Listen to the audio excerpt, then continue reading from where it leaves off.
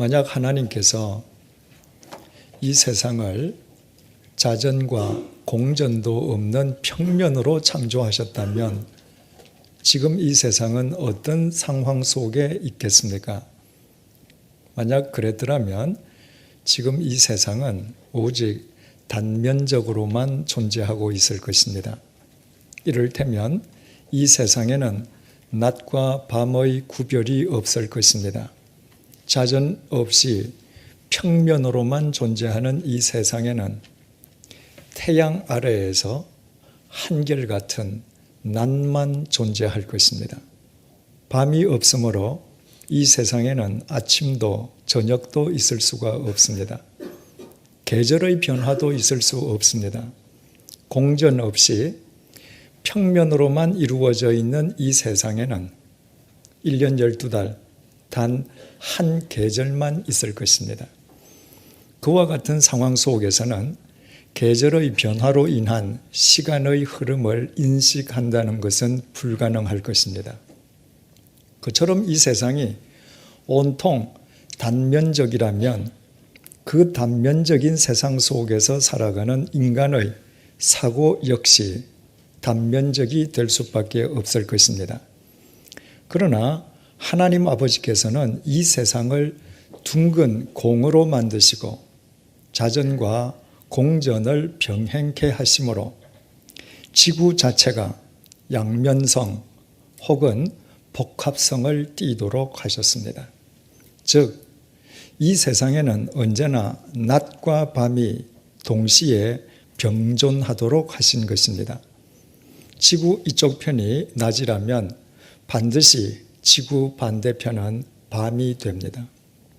낮과 밤의 구별이 있기 때문에 이 세상에는 아침도 저녁도 한낮도 있을 수 있게 되었습니다. 그뿐 아니라 어김없이 계절의 변화도 찾아오게 되었습니다. 한 지역에서만 때를 따라 계절이 바뀌는 것이 아니라 적도 이북 지역과 적도 이남 지역에는 각각 다른 두 계절이 동시에 병존하고 있습니다.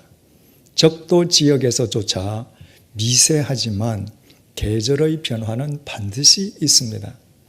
따라서 이 세상 그 어디에도 단 하나의 시간, 단 하나의 계절만 존재한다는 것은 애당초 불가능합니다.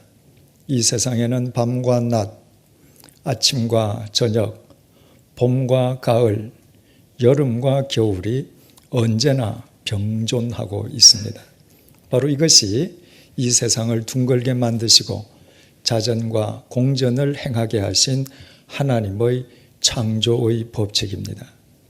하나님께서 만드신 이 세상 자체가 이처럼 복합성을 지니고 있기 때문에 이 세상에서 일어나는 모든 일들 역시 복합성을 지니고 있습니다. 다시 말씀드리면 이 세상과 세상 속에서 일어나는 일을 접하는 인간의 사고가 복합적일 수 있게 된 것입니다. 사람들은 대낮이 되면 이내 밤이 찾아오리라고 생각합니다. 어둠이 깊을수록 새벽이 가까웠음을 알고 있습니다.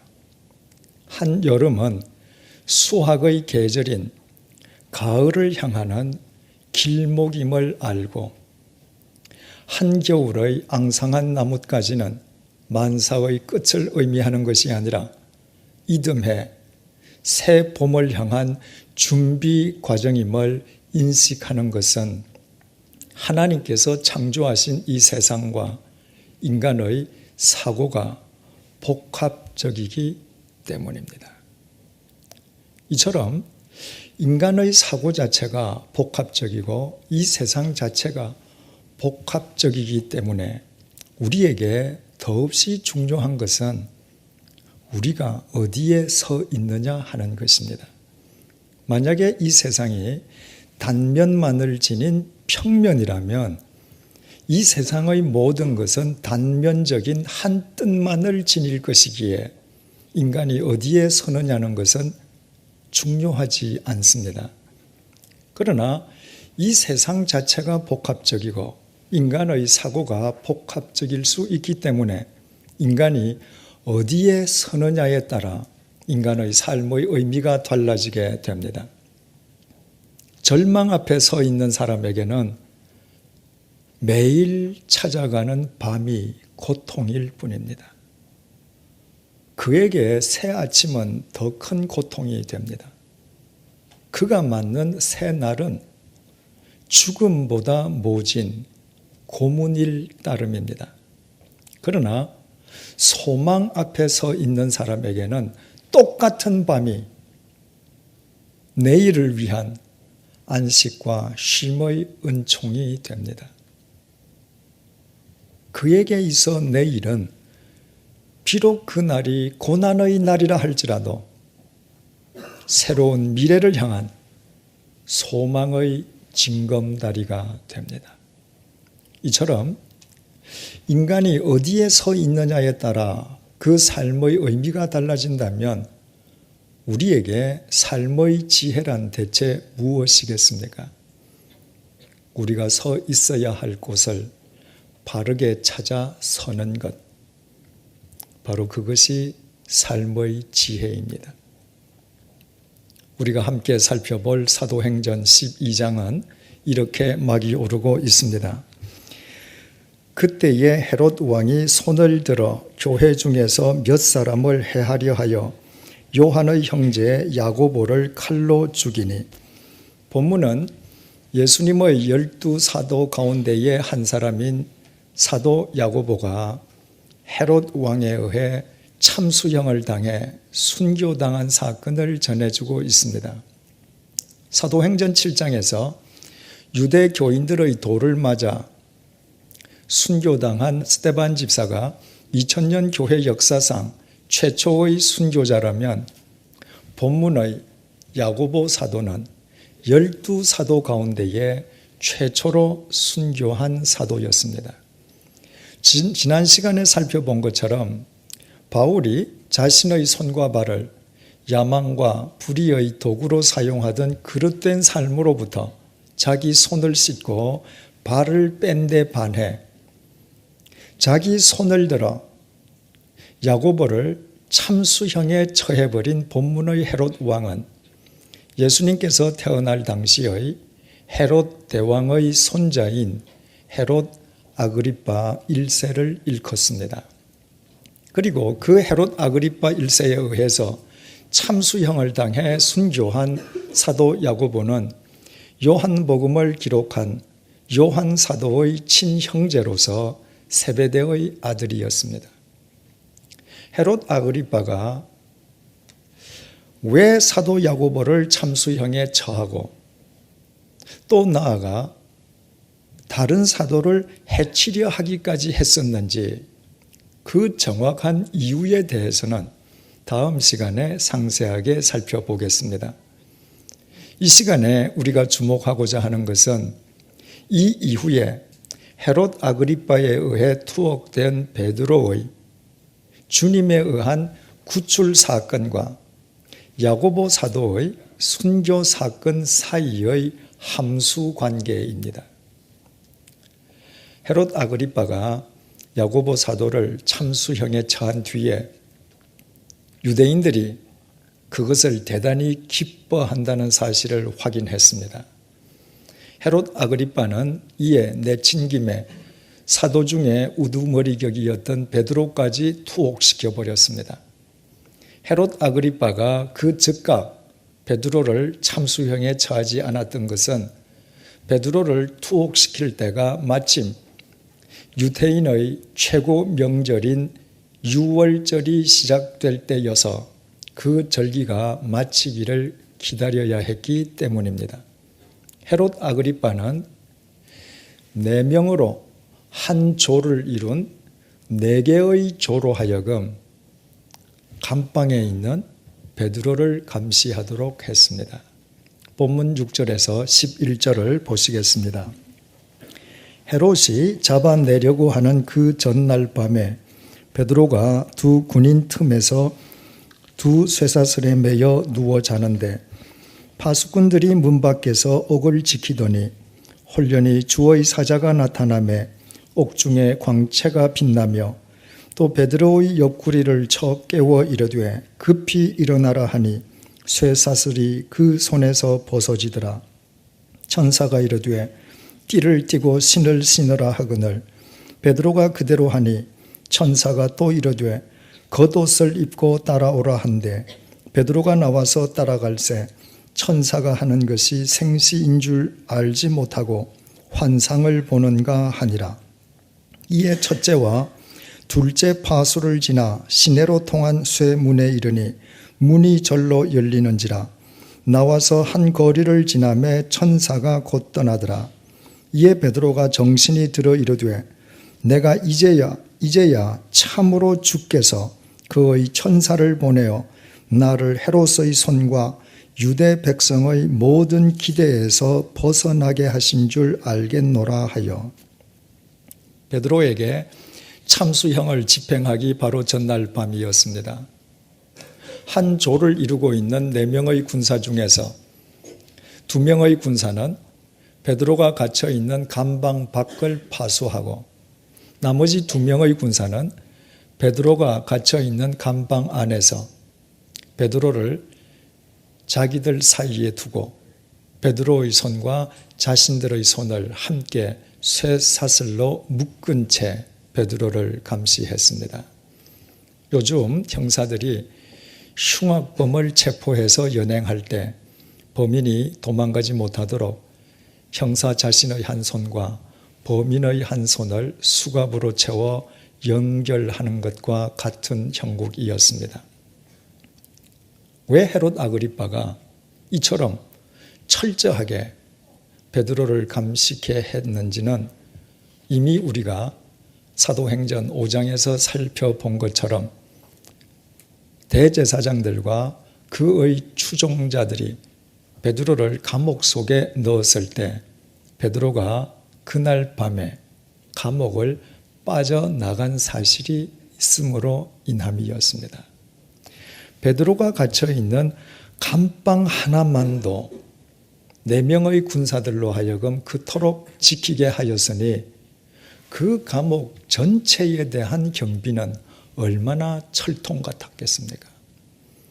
그 철통 같은 감옥으로부터 죄수가 탈옥한다거나 밖에 있는 사람들이 안에 있는 죄수를 탈옥시킨다는 것은 현실적으로 불가능한 일이었습니다. 그러나 주님께서는 그 철통 같은 감옥으로부터 베드로를 구출해 내셨습니다. 주님께서 베드로를 구출해 내신 방법이 얼마나 신비스럽게 이루어졌었는지 당사자인 베드로마저도 그것이 생시라고 생각하지 않고 환상이라고 착각할 정도였습니다. 감방을 나선 베드로가 첫째 초소와 둘째 초소를 지나고 감옥의 쇠 대문을 나가서 한 길가에 이르러서야 베드로는 번쩍 정신이 들었습니다.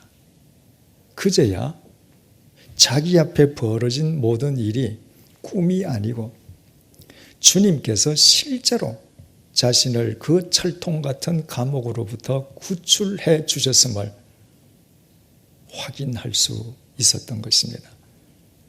베드로에 대한 주님의 구출은 그처럼 신비스럽게 이루어졌습니다. 그렇다면 우리는 여기에서 질문을 제기하지 않을 수 없습니다.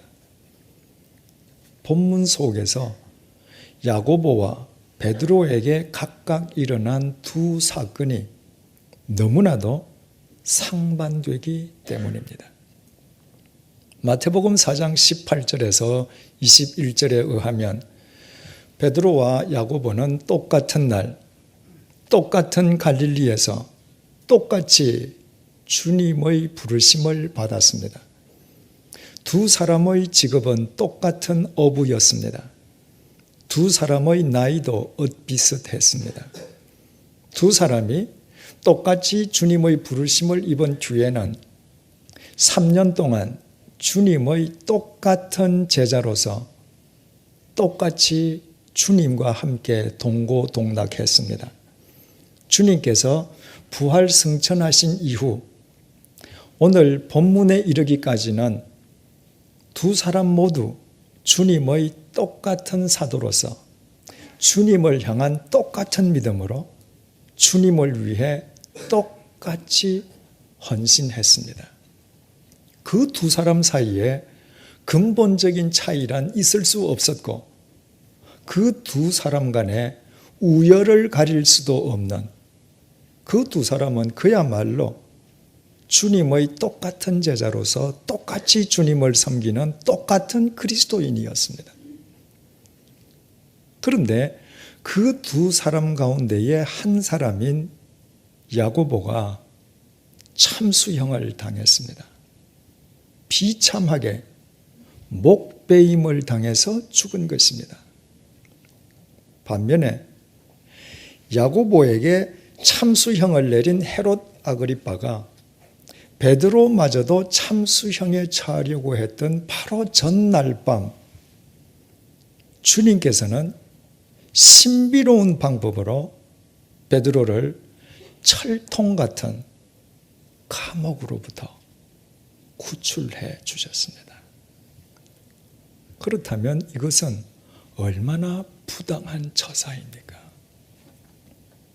주님께서는 왜 당신을 따르다가 참수형을 당해 죽는 야고보를 가만히 내버려 두셨습니까? 왜 주님께서는 야고보와 똑같은 사도인 베드로는 참수형을 당하기 전날 극적으로 구출해 주셨습니까? 야고보 입장에서 본다면 자신과 베드로를 차별 대우하는 주님이 얼마나 야속해 보였겠습니까?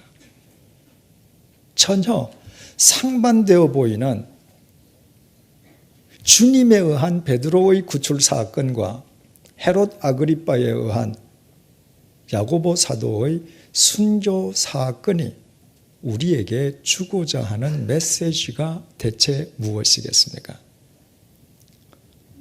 베드로는 자기 야망을 위해서 거짓이나 불의를 행하다가 투옥된 사람이 아니었습니다. 유대인들이 못 박아 죽였던 예수님께서 죽음을 깨트리고 부활하신 그리스도시요 성자 하나님이심을 증언했기에 그 예수님을 십자가에 못 박아 죽였던 유대교인들의 반발을 불러일으켰기 때문입니다. 예수님을 십자가에 못 박아 죽였던 유대교인들은 그 예수님이 부활했을 리도 없다고 믿었고 또 달동네 나사렛의 빈민 예수가 온 인류를 구원하기 위해 이 땅에 온 성자 하나님일 수는 없다고 확신하고 있었습니다. 그런데 바로 그들이 못 박아 죽인 예수 그리스도가 부활했다고 예수 부활을 외쳤다는 이유로 베드로는 투옥을 당했고 그가 부활했다고 증언한 예수님에 의해 베드로는 극적으로 감옥에서 구출되었습니다. 만약에 유대교인들이 그릇 확신하고 있었던 것처럼 바꾸어 말해서 베드로가 증언했던 것처럼 실제로 죽음을 깨트리고 부활하지 못하셨더라면 부활하시지도 않은 예수 부활을 증언하다가 투옥된 베드로를 부활하지도 못하고 죽어버린 예수님이 감옥으로부터 그를 구출해낸다는 것은 결코 있을 수 없는 일이었을 것입니다. 그러므로 예수 부활을 외치다가 투옥된 베드로를 주님께서 신비로운 방법으로 감옥으로부터 구출해내셨다고 하는 것 자체는 예수 부활을 예수님 자신이 스스로 증명해 주시는 가장 확실한 증거였습니다. 그렇다면 우리는 본문 속에서 서로 상반되어 보이는 베드로의 구출 사건과 야고보의 순교 사건 사이의 함수 관계를 깨닫게 됩니다. 야고보 사도 역시도 자신의 허물로 인해 참수형을 당한 사람이 아니었습니다. 야고보 사도 또한 부활하신 예수님의 증인으로 살았기 때문에 참수형을 당했습니다. 그렇다면 예수 부활을 증언하다가 투옥된 베드로를 신비스러운 방법으로 감옥으로부터 구출해내신 예수님께서 부활하신 당신의 증인으로 살아가다가 참수형을 당해 죽은 야고보 사도를 어찌 육체의 죽음이라는 감옥으로부터 영원히 구원해 주시지 않았겠습니까? 그러므로 오늘 본문은 우리가 믿는 예수 그리스도께서는 우리가 이 땅에 살아있는 동안뿐만 아니라 우리가 이 세상을 떠난 뒤에도 당신의 영원한 생명과 능력으로 우리를 영원히 책임져 주심을 우리로 하여금 확실히 깨닫도록 해주시기 위해 전혀 상반되어 보이는 베드로 구출 사건과 야고보의 순교 사건을 동시에 우리에게 보여주고 있는 것입니다.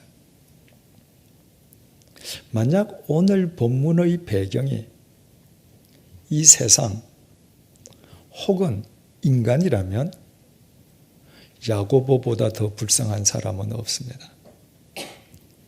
다른 사람보다 좀 더 의롭고 바른 삶을 살려고 하다가 악인에게 목베임을 당해 죽은 야고보보다 더 비참하고 불쌍한 인간이 어디에 있겠습니까? 베드로라고 해서 예외일 수 없었습니다. 베드로가 본문 속에서 주님에 의해 극적으로 구출되었다고 해서 이 이후에 베드로가 이 땅에서 천년만년 산 것이 아니었습니다. 베드로 역시도 자신이 믿는 주님 때문에 순교를 당해 처참하게 죽어야만 했습니다.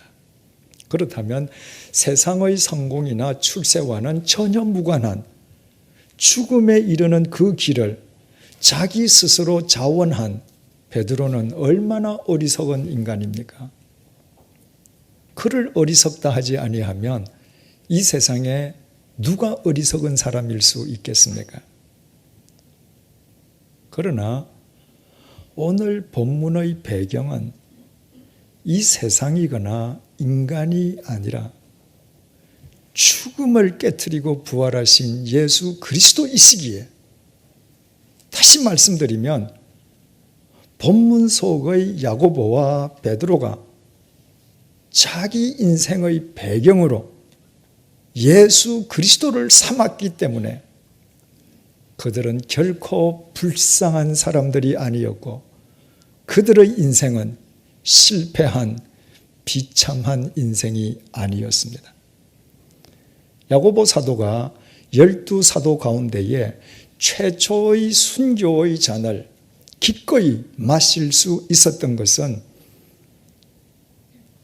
그의 인생 배경이 죽음을 깨트리고 부활하신 예수 그리스도셨기 때문입니다.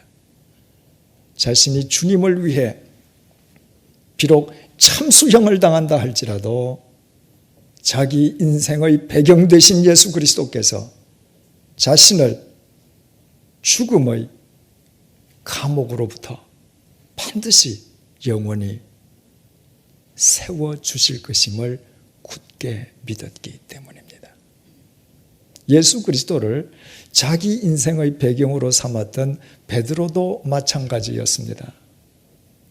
베드로는 그날 밤 감방 속에서 태연히 잠을 잤습니다. 비록 두 군사 틈에서 두 손이 군사의 손과 함께 쇠사슬에 묶여 있긴 했지만, 그러나 베드로는 겉옷과 신발을 벗어두고 허리띠마저 풀어두고 마치 자기 집 안방에서 잠을 자듯이 평안하게 잠을 잤습니다. 내일 아침이면 참수형을 당해야 합니다.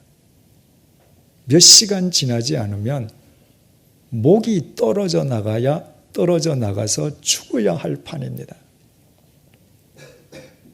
그 급박한 순간에서조차 베드로가 감방에서 태연스럽게 잠을 잘 수 있었던 것이 그날 밤사이에 주님께서 반드시 자기를 감옥으로부터 구출해 주실 것을 믿었기 때문이 아니면 주님께서 실제로 그를 구출해내실 때 그것이 꿈이라고 착각했던 것으로 입증되고 있습니다. 베드로는 참수형을 당하기 전날 밤까지 이튿날로 예정된 참수형을 피할 수 없는 것으로 받아들이고 있었습니다. 그럼에도 불구하고 베드로가 그 마지막 순간 그 감방 속에서 평안히 잠을 잘 수 있었던 것은 베드로도 예수 그리스도를 자기 인생의 배경으로 삼은 사람이었기 때문입니다. 비록 날이 밝아 자기 역시 야고보처럼 참수형을 당한다 할지라도 주님께서 죽음의 구렁텅이로부터 영원히 세워주실 것을 베드로 또한 확신했던 것입니다. 그래서 베드로와 야고보 모두 그 육체는 2000년 전에 죽었지만 그러나 그들이 자기 인생의 배경으로 삼았던 예수 그리스도 안에서 2000년이 지난 오늘날까지 우리 가운데에 영원히 살아 있습니다. 반면에 야고보 사도에게 참수형을 내리고 베드로를 투옥시켰던 헤롯 아그리빠는 비록 로마 황제에 의해 임명받은 분봉왕이기는 했지만 그래도 엄연한 왕이었습니다. 유대인들 가운데에 헤롯 아그리빠보다 더 큰 권력을 지닌 사람은 없었습니다. 그래서 헤롯 아그리빠는 자신의 권력을 지닌 자기 자신을 자기 욕망이 지향하는 이 세상을 자기 인생의 배경으로 삼았습니다. 그 삶이 당장은 대단히 화려해 보이고 대단한 것처럼 보였지만 그러나 그 결국은 주님께서 치심에 어이없이도 벌레에 먹혀 죽어버렸다고 본문 23절이 우리에게 증언해주고 있습니다. 헤롯 아그리빠가 자기 자신을, 자기 권력을, 자기 욕망을, 이 세상을 자기 인생의 배경으로 삼았을 때 그의 화려한 왕궁도 무소불위의 권력도 호사스러운 그의 삶도 모두 그 자신의 죽음을 재촉하는 화근이었을 뿐이었습니다. 하얀색 옷을 입은 모델은 어떤 경우에도 하얀 배경 앞에 서지 않습니다. 그것은 모델의 기본적인 상식입니다. 하얀 옷을 입은 모델이 하얀색 배경 앞에 서는 것은 자기가 입고 있는 하얀색 옷을 죽이는 길이기 때문입니다. 하얀색 옷을 입은 모델은 언제나 짙은 배경 앞에 섭니다. 그것이 자신이 입고 있는 하얀색 옷에 생명을 불어넣는 길이기 때문입니다. 고작 몇십 년 살다가 끝나버릴 유한한 인간이 유한한 자신을, 유한한 세상의 것을 자기 인생의 배경으로 삼는 것은 자기 자신을 스스로 죽이는 자해 행위에 지나지 않습니다. 유한한 것은 그 어떤 경우에도 유한한 것을 유한함으로부터 건져낼 수 없습니다. 유한한 존재에 불과한 유한한 인간의 인생 배경이 되실 수 있는 분은 오직 예수 그리스도 분이십니다. 예수 그리스도만이 죽음을 깨트리고 영원히 부활하신 생명의 구주이시기 때문입니다. 예수 그리스도 앞에서는 모든 절망이 소망으로, 슬픔이 기쁨으로, 미움이 사랑으로, 죽음이 생명으로 승화됩니다. 예수 그리스도 안에서는 모든 것이 새로운 가치와 의미를 지니게 되기 때문입니다.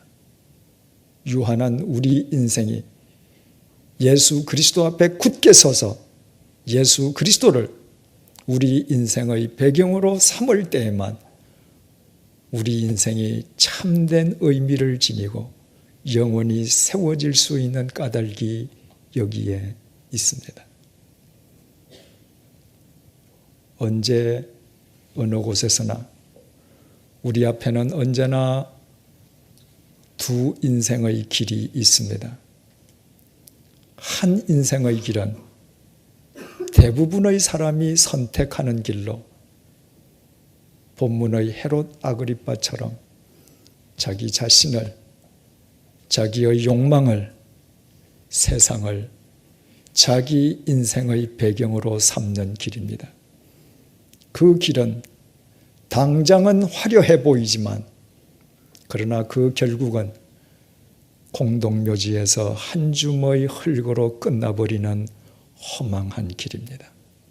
또 하나의 길은 죽음을 깨트리고 부활하신 예수 그리스도 앞에 굳게 서서 예수 그리스도를 자기 인생의 배경으로 삼는 길입니다.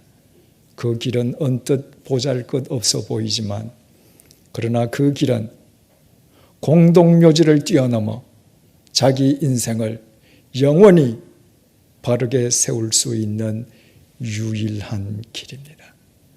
우리가 이 세상에 살아있는 동안 이 두 길 가운데에 어떤 길을 선택해서 걸어갈 것이냐는 전적으로 우리 각자의 자유입니다.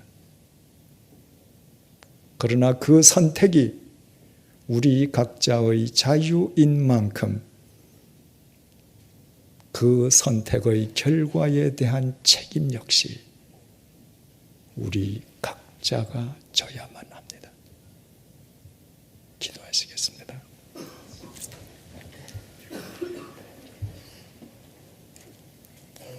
하나님께서는 우리가 살고 있는 이 지구를 평면이 아니라 둥글게 만드시고 태양을 중심으로 자전과 공전을 병행하게 하셨습니다. 그래서 이 지구상에는 언제나 낮과 밤이, 아침과 저녁이, 봄과 가을이, 여름과 겨울이 복합적으로 병존하고 있습니다. 우리로 하여금 단지 눈에 보이는 것으로만 일희일비하는 단면적 사고가 아니라 보이는 것 속에서 보이지 않는 것까지 볼 수 있는 복합적 사고로 살아가게 해 주시기 위함이었습니다. 그러나 야고보를 참수형에 처하고 베드로마저 투옥한 헤롯 아그리빠는 단지 눈에 보이는 것에만 집착하는 단면적 사고를 지녔기에 눈에 보이는 세상의 것만을 추구하는 자기 자신을 자기 인생의 배경으로 삼았다가 주님께서 치심에 어이없게도 벌레에 먹혀 죽고 말았습니다. 오늘 본문 말씀을 통하여 그 어리석은 헤롯 아그리빠가 실은 나 자신임을 일깨워 주셔서 감사합니다. 이제 야고보와 베드로처럼 죽음을 깨트리고 부활하신 예수 그리스도 앞에 굳게 서서 절망 속에서 소망을 보고 어둠 속에서 빛을 보며 죽음 속에서 영원한 생명을 보는 복합적 사고의 소유자로 살아갈 수 있도록 도와주십시오. 나 자신이 유한한 존재이기에 영원하고 전능하신 주님을 내 인생의 배경으로 삼아 공동묘지가 나의 종착점일 뿐인 나의 유한함을 뛰어넘도록 인도해 주십시오. 사랑의 주님을 내 인생의 배경으로 삼아 내 마음속의 미움과 증오가 사랑으로 승화되게 해 주십시오. 진리의 주님을 내 인생의 배경으로 삼아 나의 삶이 이 세상을 밝히는 작은 진리의 빛이 되게 해 주십시오. 그리하여 사람들은 죽였지만 주님께서 영원히 살리신 야고보와 베드로처럼 우리 모두 시간과 공간을 초월하여 주님 안에서 영원한 그리스도인으로 살 수 있도록 도와주십시오. 예수님의 이름으로 기도드립니다. 아멘.